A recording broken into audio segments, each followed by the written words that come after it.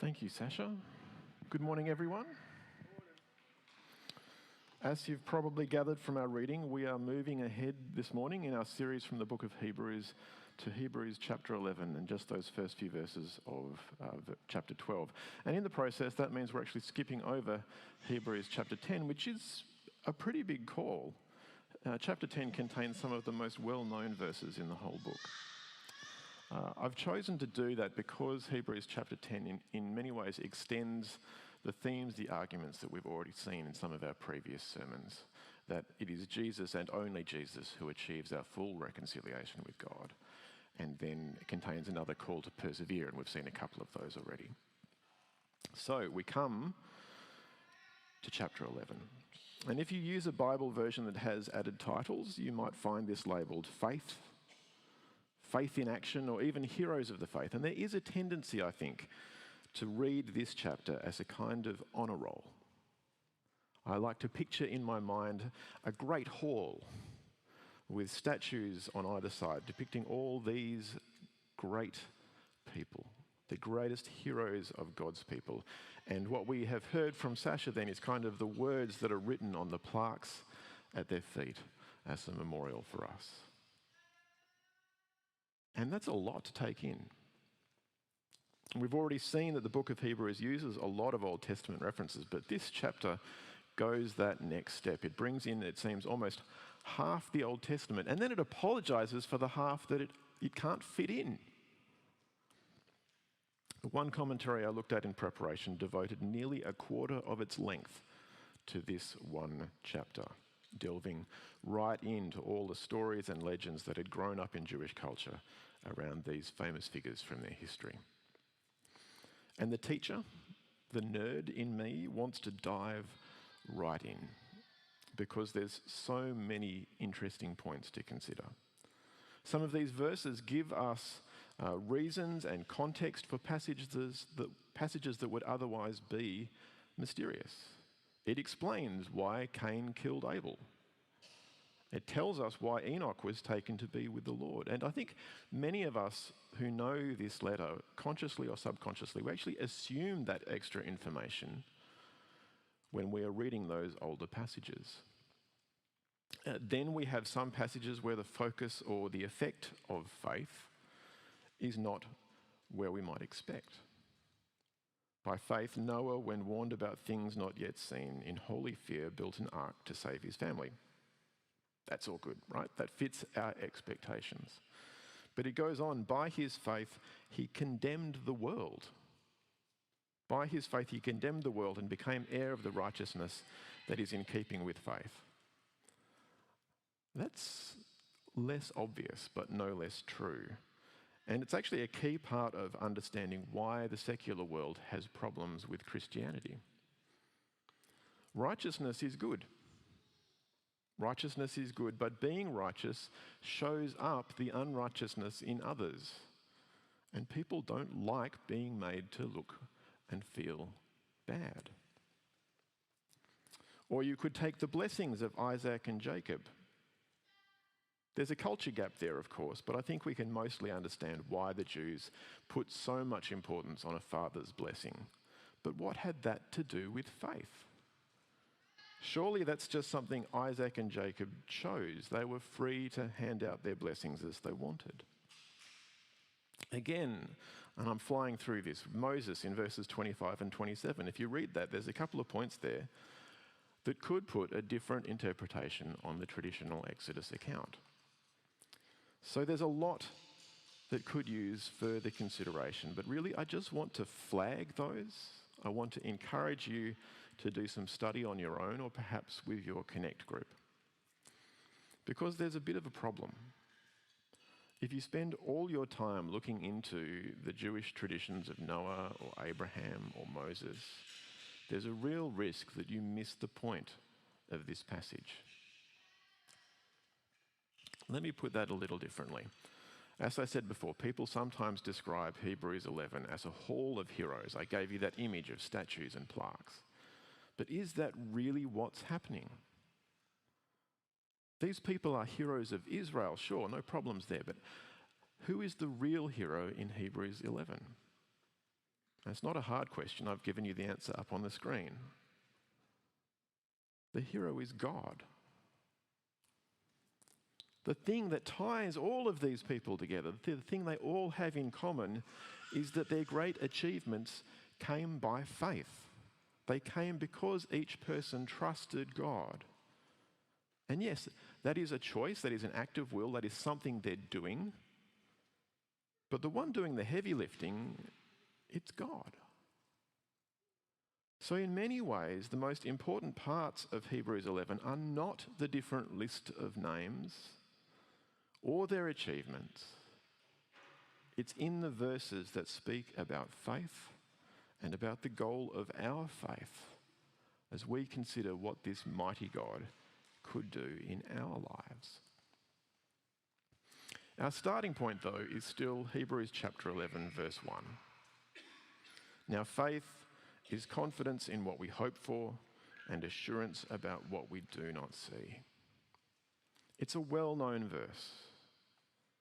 In many ways, it's probably as close as we come to a definition of faith in Scripture. So it's a shame, really, that the sentence isn't a little easier to understand. In different Bible versions, you will find many different translations, and I have a few up on the screen here. I've already said the one from the New International Version, but in the English Standard Version, it's, now faith is the assurance of things hoped for, the conviction of things not seen.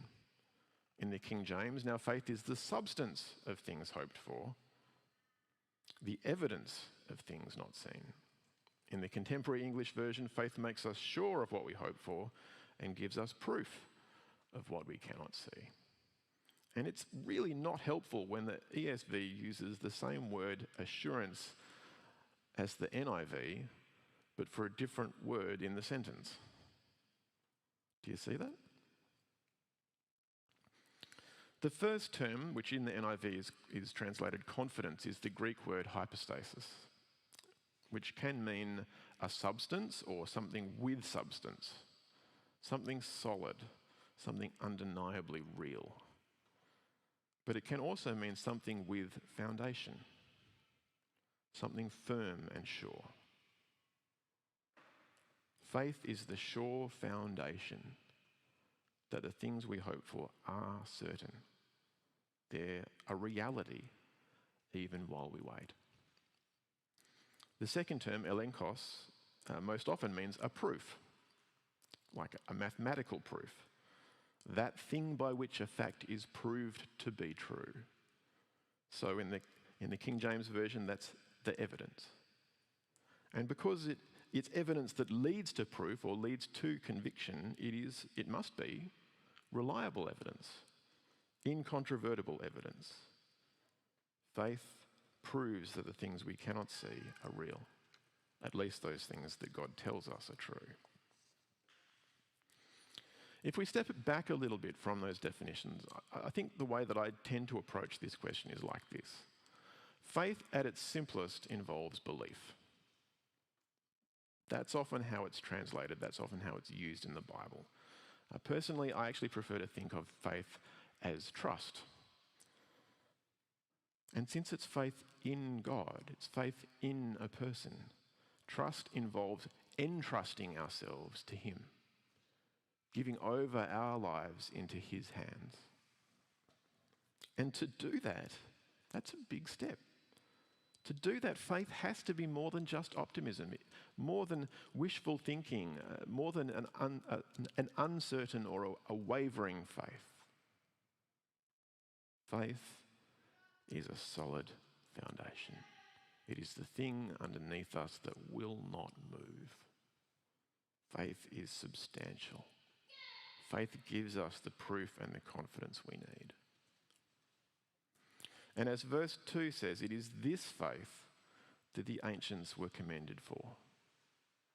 It is this faith that won God's approval. But to what end?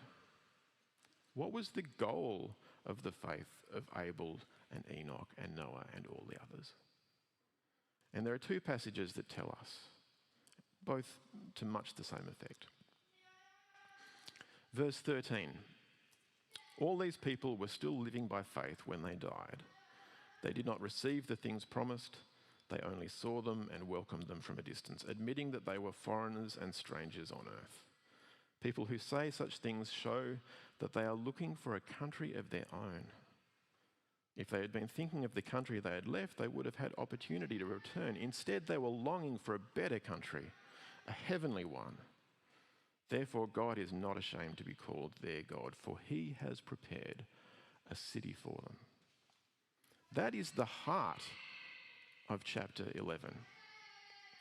If you go back and have a look for yourself, you'll see that the passages either side, they're about Abraham. It's framed by these accounts of Abraham, and Abraham is the ultimate hero and father of Israel. That central position shows the importance of these verses. And then the chapter closes with, these who were persecuted for their faith were all commended for their faith. Yet none of them received what had been promised, since God had planned something better for us, so that only together with us would they be made perfect.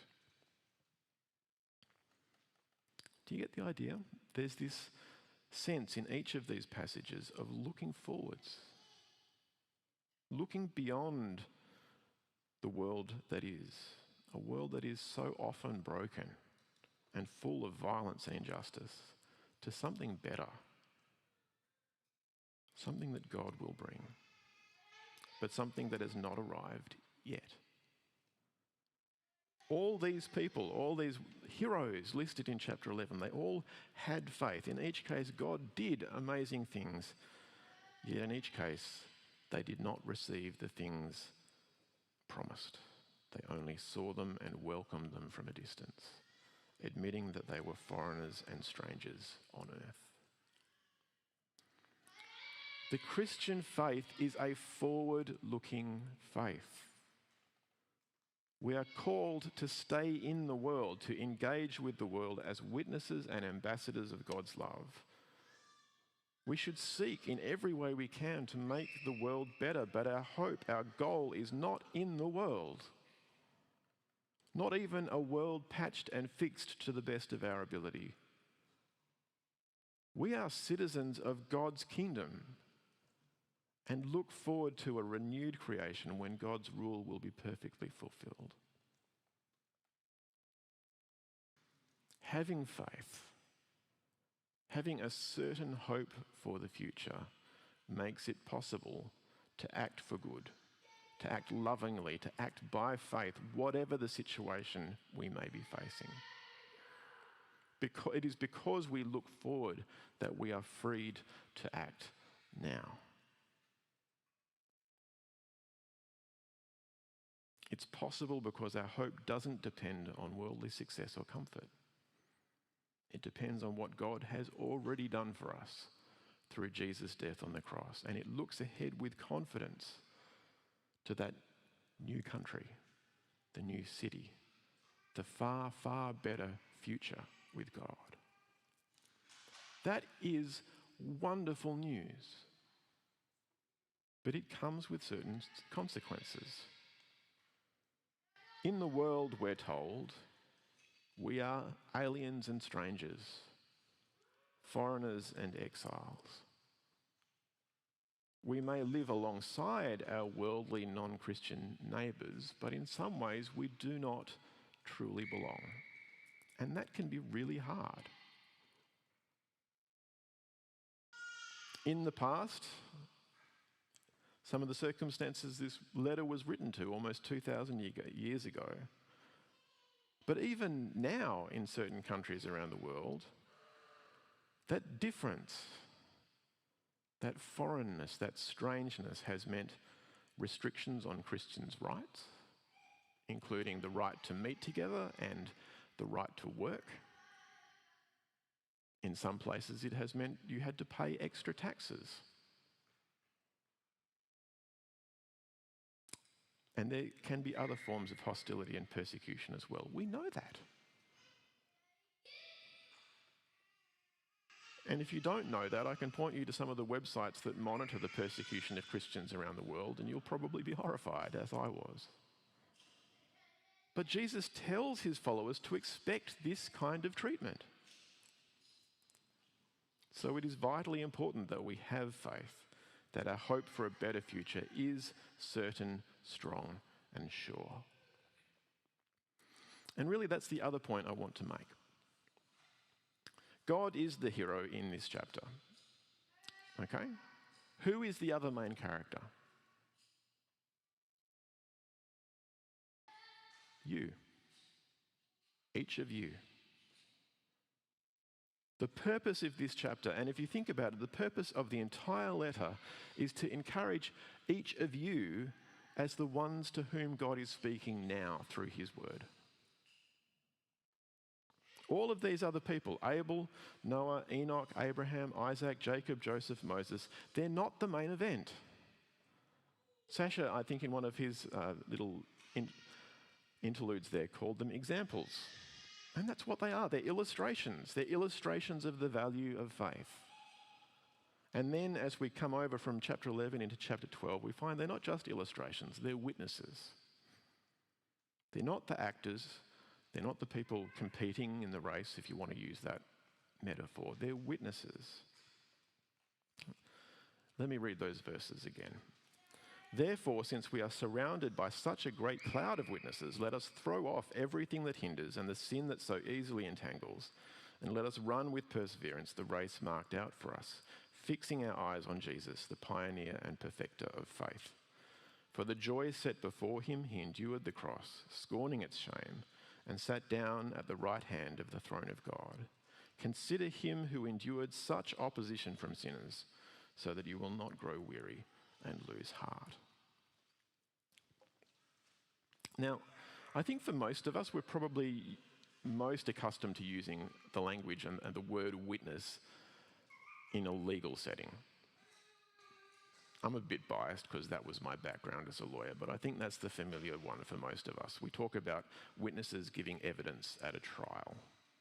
But it also has a historical sense, and that's what's being used here. These people witnessed this particular event.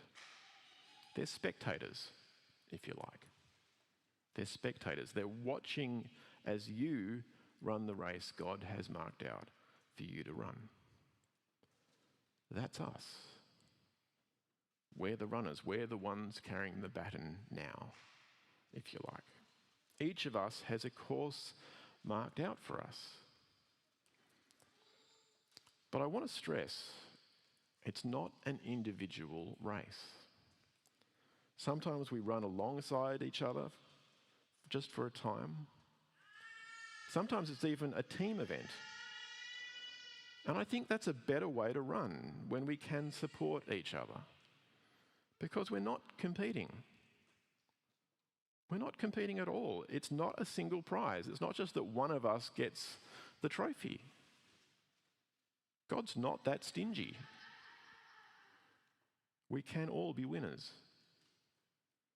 But it's better to work together, because a life of faith following Jesus can be a real test of endurance sometimes. I'm reminded of something a friend once told me many years ago. This friend of mine was in the SAS. Do you all know what that is? The SAS. The Special Air Services, Australia's #1 elite army regiment. And he was telling me about one of the selection trials. All of the people who wanted to join the SAS, one of the things they had to do was load up with all their gear. And once you include the pack and everything else, it's about 40 kilos.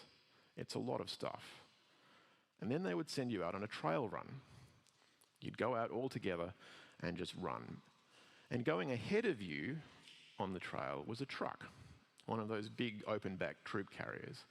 The truck would set the pace. If you couldn't keep up, you were out. That was it. No second chances. But the thing was, they didn't tell you how far the run was. You just kept going. And at any point, if you got too tired or it became too difficult or whatever else, you could go forward, hop on the truck, and be driven the rest of the way. But if you did that before you reached the mark that they had set, you were out. And so you would just run and run and run until you couldn't. Now, life for most of us, happily, isn't quite that grim, but it is an endurance race, and you don't know how long your course is going to be. So it's up to you to run well. And for any runner, part of that involves training. It involves building up the strength and fitness you need. That might mean changing your eating and drinking habits if you're a runner, or perhaps your sleep patterns, getting rid of stuff that makes running harder. In Hebrews 12, we're told, let us throw off everything that hinders and the sin that so easily entangles. Part of training for us as Christians is that ongoing exercise of saying no to sin. And we know we won't always succeed. But we repent, we ask for forgiveness, and we try again. And the more you keep doing it, the better you run. Running well at least, also involves having a goal. Perhaps having someone you look up to, someone to emulate. In Hebrews 12, that's fixing our eyes on Jesus, the pioneer and perfecter of faith. And running well, running bravely, not giving up, to look back at the finish and say, I did as good as I could. I ran as well as I could. That is a source of real satisfaction and joy. You ask anyone who competes in these sorts of events. And my brother, I have to say, is probably a better person to speak to this. He is the exercise nut. I am totally not. He recently completed his first 100-kilometre trail run, ultramarathon, came second. To run well, to finish well, is a real joy. And we're told that in Jesus' case, Jesus endured the cross, scorning its shame, for the joy set before him. And now he sits at the right hand of the throne of God. This is the model that God gives us for facing the troubles that come from being aliens and strangers, from standing apart from people who have given their lives over to the idols of worldly success, self-seeking pleasure, and sin. It finishes, consider him who endured such opposition from sinners, so that you will not grow weary and lose heart. That's just a few thoughts on how we can use Jesus' example to help us to live our lives well, to be people who put our faith into action and seek to please God. But as I said, we don't do this in isolation. Instead, there's a great cloud of witnesses. And if you're following Jesus, these witnesses are on your side. Do you see that? These witnesses, they're not here to judge you, to condemn you for running poorly. They're supporters. They're cheering you on. We sang before that God is for us. You know what? He's not the only one. And that makes a difference. I was reading a news article, just a little digression here, reading a news article this morning over breakfast about Alex de Minaur, the tennis player. He was playing in the third round, I think, at the French Open. It was a 5-set match, a real drawn-out slog. And it was also beset by rain delays. There was like 5 hours where they couldn't even take to the court because of the weather. So it's cold, it's wet, the whole thing takes probably somewhere between 8 and 10 hours. And there was this one fan, a boy in the crowd, who was there the whole time. And every point, every time de Minaur did well, every time he was looking for encouragement, this boy would be screaming for him. And de Minaur said, that was what made the difference. That was what gave me the strength to go on and win the match. He went up after the match, hugged him, said afterwards that if I could give him my entire tennis bag, I would. And he's currently trying to hunt him down so we can get him tickets for his 4th round match so he can come and do it again. Even one committed supporter can make a huge difference. And that's important because this is the other place we find ourselves in this story. Because as we run together, we are also witnesses for each other. We are spectators who happen to be participants as well. We are also witnesses. Less exalted perhaps than those great heroes of the past from Hebrews 11, but no less important. In fact, in many ways, we're more important because very few of us are privileged to hear the cheering from heaven. But we can hear each other. And this is where that passage that Sasha read from chapter 10 comes in. Let us hold unswervingly to the hope we profess, for he who promised is faithful. And let us consider how we may spur one another on toward love and good deeds, not giving up meeting together as some are in the habit of doing, but encouraging one another, and all the more as you see the day approaching. A big part of living by faith, of running the race and persevering, particularly when circumstances are tough or we face opposition from the world, is encouraging each other day by day, spurring one another on to love and good deeds. And this, to me, is perhaps the most important application of the entire section. Yes, learn all you can from these heroes of the faith. Yes, run your own race with perseverance. But most of all, as you run, encourage one another. Spur one another on when the opportunity is there to do good and show God's love. And when someone trips and falls, give them a hand up. When they're struggling, come alongside to run together. Be each other's biggest supporters. Be each other's cheer squads. So I thought I might finish today by cheering for a few people. Very un-Australian this. We're quite bad at giving compliments, and I think many of us are even worse at receiving them. I could pick a lot of people here.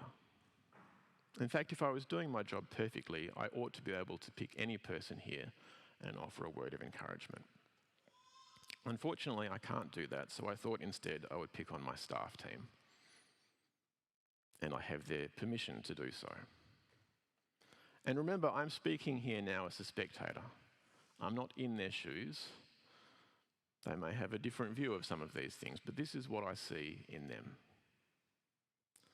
Josh, you have such a sharp mind. I admire your dedication to God's word. The diligence with which you study Greek and Hebrew so that you can understand it, handle it well, and teach it to others. But more than the brilliance of your mind, I admire your faith. You and people close to you have taken blows this year that would have shaken nearly anyone. And I'm sure it's been hard for you as well. But I believe it is your faith, your sure and certain hope of a better future with God that has kept you strong. I see your faith and I'm cheering you on. I can't wait to see what God has in store for you. Laura, I hope you're watching online. You are so good at running the Parenting Grove. And it's not just your organisational ability or the skill of your team. It's your kindness. The way you consistently demonstrate love with the Parenting Grove families and with your team. And it's your faith. There's a conviction there that knowing Jesus is good, that it's the best thing. You want others to know the same blessing that you've received in Christ. And we're seeing that more and more at the Parenting Grove, I think. And I really pray that it will bear fruit in your family as well. I see your faith and I'm cheering you on. Amy, there she is at the back. I see you. You are so gifted. So gifted. But the gifts you have are not easy ones to carry. And I don't just mean that the teenagers are a difficult bunch or that high schoolers is a bad age group to have to work with. You are deeply empathetic. You care so much for other people, sometimes to the point of not caring for yourself. It's been a difficult year, and I'm guessing the events of the past couple of weeks have been hard. Again, I'm looking from outside, but it seems to me that in this race there's been a prolonged stumble and a heavy fall.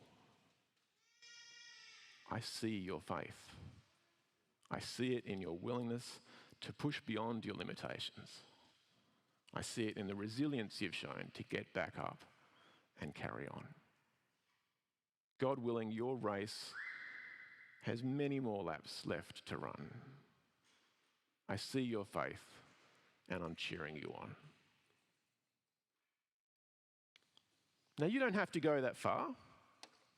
I know I am prone to being a bit melodramatic sometimes, but I urge you, as strongly as I can, to encourage one another in every way you can.